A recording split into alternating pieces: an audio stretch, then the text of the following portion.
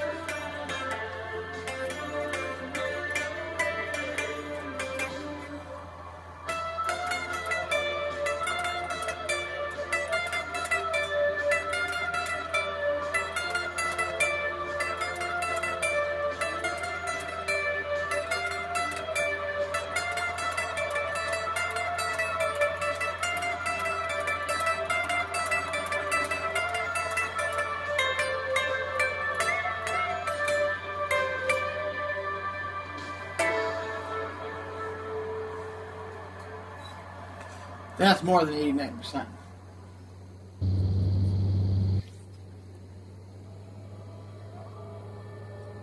Make that face every time. 242 long streak, 98 accuracy, rock star performance, and I'm up to 92.1 accuracy. That's like, and a subscribe, and maybe even a congratulations comment.